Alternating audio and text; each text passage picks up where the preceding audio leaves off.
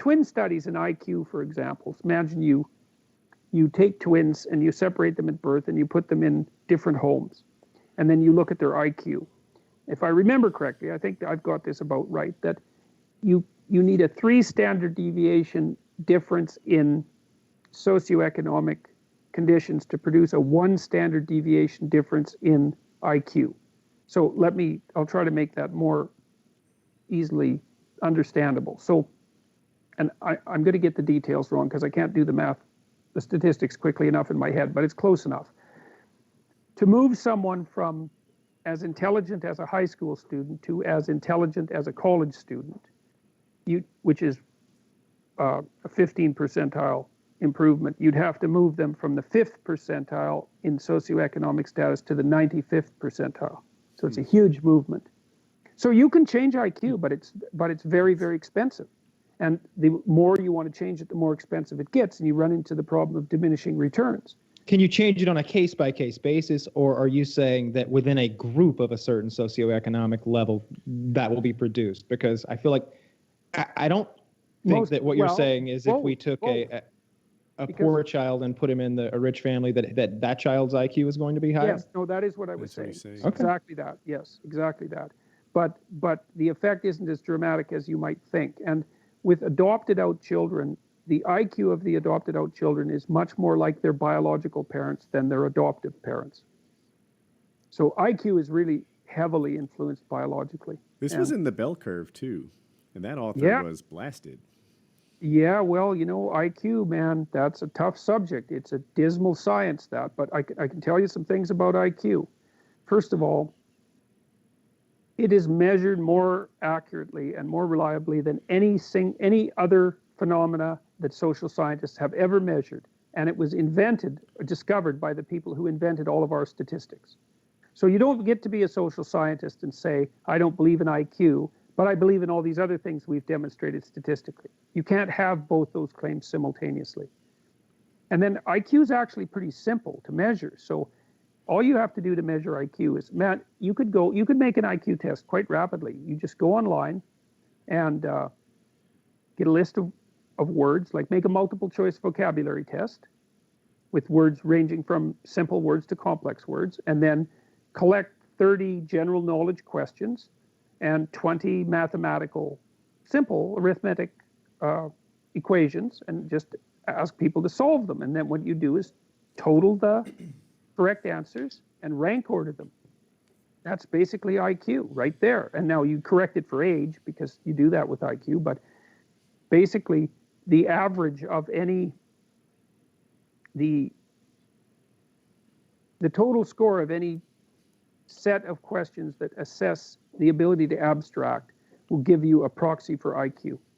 One of the things that people... Oh, I'm sorry. Yep. Okay. No. Well, and then the harsh thing about that is that it turns out to be a very good predictor of life success, right? And especially in complex jobs. So that's rough. That's where I was headed. So those two things combine into a very tough reality, right? One, your IQ test, it's true, right? Take that and you're stuck with your actual IQ. It's easy to measure. Two, that's a very good predictor of how successful you'll be. And you said it in complex jobs, I'm sure you're right, but he made an argument that it applies to every job, that a waitress with a higher IQ will be much better at her job than a waitress with a lower IQ. He said that a construction worker with a higher IQ will get injured less frequently than a construction worker with a lower IQ. They just see a step ahead and they do this better. That like an IQ test would be a great job application, even more so than perhaps the traditional applications we use now. This guy made everything about IQ, and then he even went as far as to like IQ rank different races and how the success of different races corresponded with the IQ test results of different races, and they hated that, but it was the data. Don't Jewish people have like a 15% on average higher IQ? It's 15 points. It's more than 15%. It's 15 points. So what that means is the average. We're getting blown out.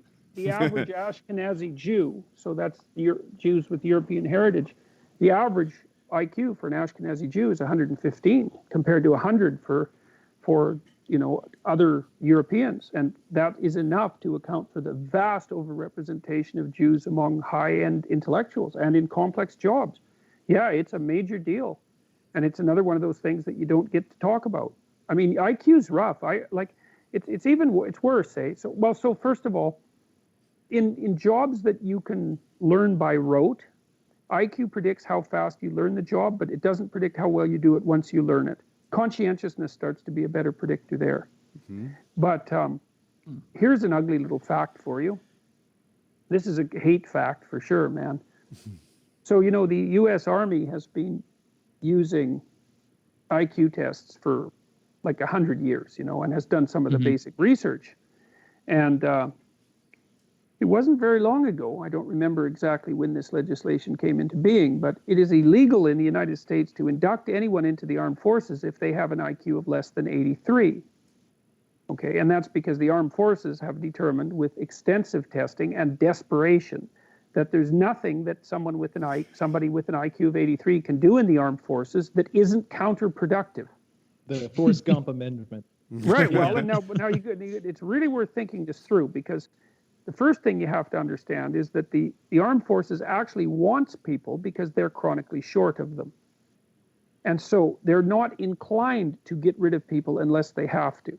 So they're motivated in the right direction to actually rely on the truth to guide them, right? Because if the truth tells you what you don't want to hear, well then, you're not going to be inclined to listen to it. But these guys want people, and if their results they wish they could deny it. Yeah, if they could get away with 77, they'd do it. That's exactly it. That's exactly it. Okay, so you think, well, 83. Well, that doesn't sound so bad. How many people have an IQ of 83? Well, it's like 10% of the population. Now, you just let that more sink than I would have thought. Yeah, no kidding. Well, okay, and there's been, basically, the evidence suggests that if you have an IQ of 90 or less, which is substantially more than 10% of the population, it's very difficult for you to develop literacy levels that are sufficient so that you can read instructions. Imagine that's the basic metric for literacy. You can read instructions and you can follow them. Sorry, just give me 1 sec, guys. Yeah, so you can read instructions and follow them. That's your basic guideline for literacy. But under 90, you can't do that, and that's more than 15% of the population. That's approaching 1 in 5. So that's pretty damn terrifying, and especially as our society gets more complex, because there's going to be fewer and fewer jobs. Yeah, I hate to put down the armed forces, but I think of the elites as not typically the people that fill it out, right? So maybe only 80% of the population, because of this IQ qualification, is eligible. There's probably 20, 30% who pull themselves out of the pool just because they have other opportunities that don't include the Army. They don't you're saying that the pool of entry to the military might have a lower IQ on average than the general population. It's hard. It's not fun to say, but what you're saying is it's not a great idea to join the Army. So probably not a genius. A lot of geniuses that's not doing what I'm it. saying. I'm saying that you should. You should say that. Okay, high socioeconomic groups are not our warrior class, right? Our warrior class doesn't come from the millionaires of this world. It comes from the people who maybe need that the GI Bill, right, to pay for college. It comes from people who maybe don't have a lot of other great job opportunities. They look at the military. And, I feel like sometime afterwards, they reverse engineer their reasons to say patriotism and love of America or whatever. But, before they got in, a lot of it was about free college for a lot. Yeah. Free college is one, or just shitty job. It's been an explicit aim of the U.S. military, especially in peacetime, to be an agent of social mobility. Mm-hmm. And so I don't think there's anything wrong in pointing that out at all. I mean, part of what the armed forces do is to try to take people out of the, what would you say, the what's the word? It's not lower class, it's the underclass, and move them up the socioeconomic hierarchy so that they can have functional lives. And that's a pretty decent job for the military in peacetime in particular. And so I don't think it's unreasonable to point out that that's often a motivation for people. I mean, the military does attract more conscientious types, and also people who are lower in openness, and so they're more likely to be kind of conventionally patriotic as well. But the comment you made about, perhaps the distribution of intelligence among the applicants is skewed towards the lower end, that may be true, but it doesn't matter, because the 15% figure I used, or 10% figure for below 83, that's in the general population. Well, what I was saying. Oh, wow. Yeah, that's in the general population. Yeah. I would be interesting to see what the U.S. military numbers are, like what percentage of U.S. military applicants fall into that range. That would be what kind of that'd be jobs very That's telling. where I'm headed, right? If 15% of the general population isn't smart enough to be in the military, I wouldn't be shocked to hear 25% of the applicants weren't smart enough, because a lot of people at the high end, people who are otherwise like mommy and daddy can easily afford their schooling all the way through the master's degree level, those people weren't going to join the Army. And I think, and because of that, I feel like that if you are an outlier, if you are a literal genius and your aspirations are military, wow, the doors are open, eh? If you go in there, and you're scoring 35 points higher than the mean average, and they're like, oh, well, we're going to find something special for you to do, young man. There's no doubt about that. They're very good at that. Like they do a pretty decent job of not wasting talent. And the military is very good at assessing aptitude, and they do utilize it. So that's wonderful. But the terrifying thing here is that this is especially terrifying given what's coming down the pipes. So the Tesla people, for example, are working pretty damn hard on really functional autonomous cars, and the most common occupation in the United States is driver for men. Right? Exactly. And then the other issue is, well, for the liberals, the only reason that people, let's call them left-leaning people and leave the poor liberals alone, because I actually happen to be a liberal. But on the radical left, the idea is, well, the only reason that people are at the bottom is because of the oppression of the patriarchal elite. And for the conservatives, it's, well, there's a job for everyone, is if you just get off your damn ass and go look for one. But the reality of the situation is that as our society becomes more complex, jobs for people at the lower end of the cognitive distribution are getting pretty damn hard to come by. And that's a social problem that no one will contend with, because we can't have an honest discussion about IQ. And I can understand it. IQ, man, it's rough. It's rough. It hurts your feelings. It does. Yeah. It hurts. How do people dance around that in academic circles, like the whole difference in races or gender distribution differences, or is it just kind of ignored or spoken away? Someone or yells are there people eugenics and then they drag you out of the room. Yeah, you don't know. Maybe. It's just well, for example, there is an absolute dearth of courses on intelligence in psychology graduate schools. And I have colleagues who say, well, I don't believe in IQ. It's like, well, it's not like the genie under your bed. You don't get to not believe in it. Yeah, I don't believe in this isn't bench gender press. we're talking about. This is a real thing. Yeah, I know that you can measure right. it. Yeah, I did, but I don't believe in bench press. Sorry. Yeah. So, but the thing is, I understand. I know the intelligence literature extremely well for a variety of reasons. Partly because I tried to design tests of cognitive ability that weren't precisely IQ tests. What I learned was that was actually impossible. It took me 10 years to learn that. I got very educated about IQ while doing it, but I was trying to expand the domain of cognitive tests using neuropsychological tests that medical doctors had designed to assess brain damage. Would somebody with a higher IQ have learned that faster?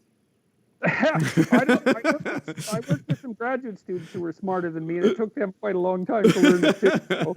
It might be the opposite, If you have a 150 IQ over there, and I think you do, you're going to have. It might be difficult to sometimes to understand someone or to understand the inner thinkings or inner workings of the personality stuff and the biology that affects someone with an 87 IQ. Oh, it's really hard. Like I have an advantage over many academics because I'm a clinical psychologist, and I've had clients who had IQs in that range, and you just cannot believe how difficult things are for people like that. So I had one client. I mean, he had lots of problems, but he was about 3/4 deaf, and he'd been bullied, and he had lots of problems, man. But I tried to find employment for him, which was extraordinarily difficult. Even finding a volunteer job is actually harder than finding a job, because you have to go through so many police screens and that sort of thing now. So it's very, very hard. But I tried to. So he got a job stuffing envelopes. He had to fold up letters and put them into envelopes. But Imagine the envelopes are stacked and all the addresses in order, and the pieces of paper are stacked and all the addresses are in order. Well, first of all, you have to not make a mistake, because if you get one out of order, you screw up the whole thing. Second, you have to be able to fold a piece of paper with incredible accuracy to fit it into an envelope well enough so you don't crumple the envelope so that it doesn't jam up the automatic sorting machines, right? You have to be within a tolerance of about less than a millimeter per fold. It took me like 30 hours to train him how to fold a piece of paper in 3 so that he could manage it. And then it was complicated by the fact that on these pieces of paper, there was sometimes a photo was stapled, and the photo wasn't always in exactly the same place. So then he had to make a decision about how to fold up the paper so he didn't crumple the photo so that it would still fit in the envelope. I mean, it was just, he sweated blood, man, trying to, and that was a volunteer job at a charity, and they were going to fire him. So what's the kind of solution for these, 15% of people with these kind of debilitatingly low IQs? Is there a job that they can do, like service industry, or just any, or are they kind of almost not? We have a lot of wildfires they can't even apply. out west.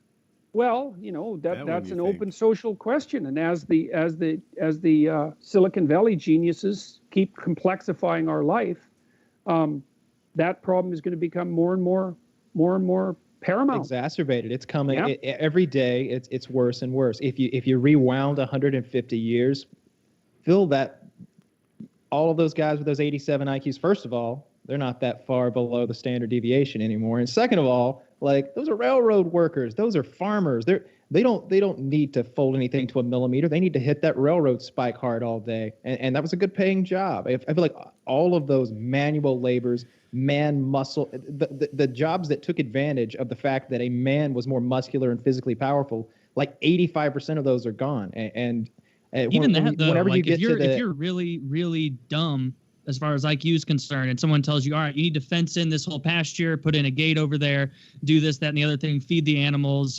raise a barn. Like, it seems like that's just a different kind of intelligence, but someone with 83 doesn't necessarily mean like, oh, I get how to hammer things, so this will be easy. Well, the issue is really rapidity of adaptation to change. So IQ is an excellent predictor of how fast you learn something. It's a better predictor of how fast you learn something than how well you do at your job. But a lot of occupations, especially in more traditional societies, were, well, you learn the routine and then you repeated it.